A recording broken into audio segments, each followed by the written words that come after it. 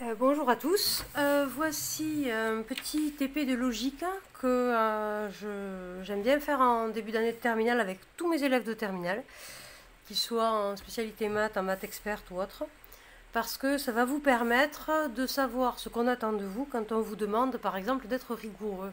Donc c'est un début de définition de ce que c'est qu'être rigoureux. Ce que c'est qu'une proposition en mathématiques. Une proposition, c'est une phrase. C'est une phrase, ça veut dire qu'on a une structure du type sujet, verbe, complément. Par exemple, x est égal à 5. X, c'est le sujet, est égal à, c'est le groupe verbal, et 5, c'est le complément. C'est une phrase. D'accord? Voilà.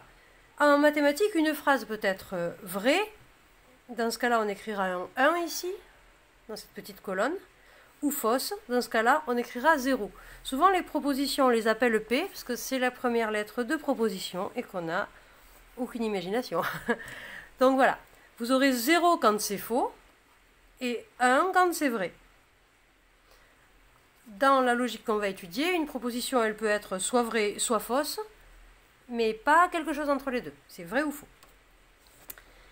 Ça s'appelle le tiers exclu. On a vrai, faux et rien d'autre. Donc, quand on a une proposition qui est toujours vraie, par exemple, le bleu, c'est bleu, ça s'appelle une tautologie.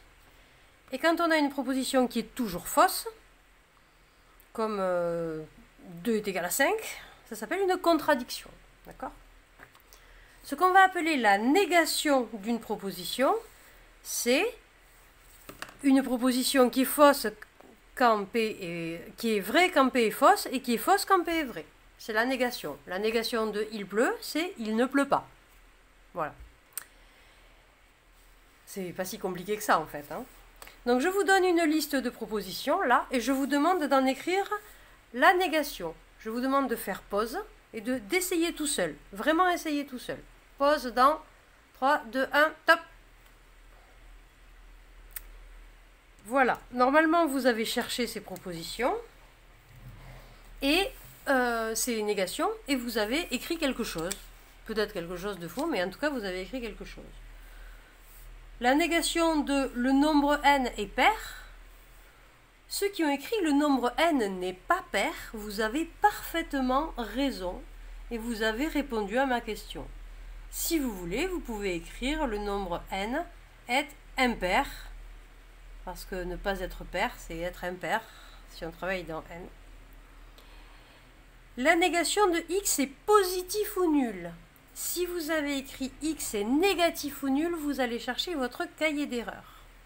Parce que, je prends un petit brouillon là, positif ou nul, ça veut dire que si 0 est là, les positifs ou nuls, ce sont tous les positifs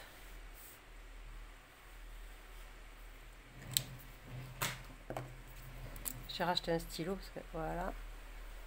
Tous les positifs et aussi 0 positif ou nul. Quand je prends la négation, je prends les autres. Les autres, c'est ceux-là. Et dans les autres, il n'y a pas 0.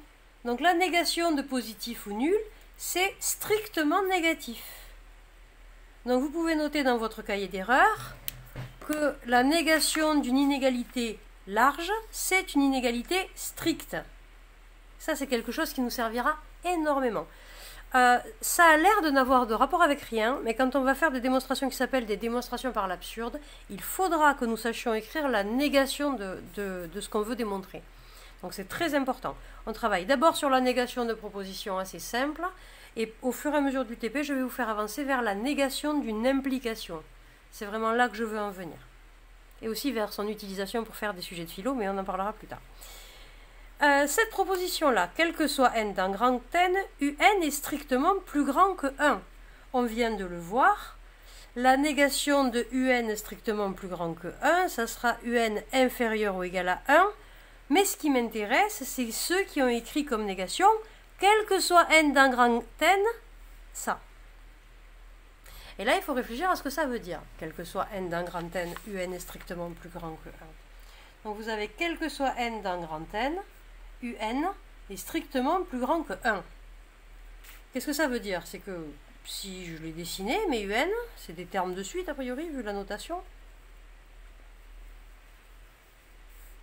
ils sont tous au-dessus de 1. Strictement. Voilà. Maintenant, il faut réfléchir à qu'est-ce que c'est que la négation de ça. Si je prends un exemple qui n'est pas mathématique, donc ils sont tous au-dessus de 1, à la place je vais dire ils sont tous blonds. Quelle est la négation de ils sont tous blonds en français? Tous les élèves sont blonds, c'est une phrase. La négation de cette phrase, c'est tous les élèves ne sont pas blonds. La négation de ils sont tous blonds, c'est ils ne sont pas tous blonds. Mais ils ne sont pas tous blonds, ça ne veut pas dire qu'ils sont tous bruns. Ça veut dire qu'ils ne sont pas tous blonds. Ça veut dire qu'il y en a qui ne sont pas blonds. Donc la négation de ils sont tous au-dessus de 1, c'est il y en a qui sont en dessous. Au moins 1. D'accord? Donc là, il en existe un qui soit en dessous. Donc il existe, ça veut dire il existe un rang pour lequel, tel que, le UN il est en dessous. Il existe un N tel que UN est en dessous. Je vous rappelle que ça veut dire quel que soit. Ça veut dire il existe. On va l'utiliser beaucoup dans ce TP. Je vais l'utiliser toute l'année. Vous allez vous habituer, il n'y a pas de problème. Il n'y en a que 2. Il n'y en a que 2, c'est pas beaucoup. Donc il y en a un. La négation de ils sont tous au-dessus, c'est il y en a un qui est en dessous. D'accord? Donc cahier d'erreur, si vous avez mis quel que soit ici, la négation de quel que soit, c'est il existe. Il existe x dans R tel que f de x soit en dessous de 2. Alors on va prendre notre brouillon.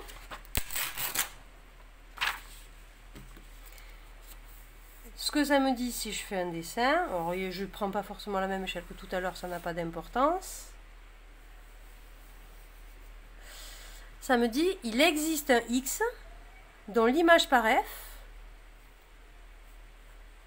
est en dessous de 2. Ou sur 2, hein. Mais pour que le dessin soit clair, je le mets vraiment en dessous. D'accord?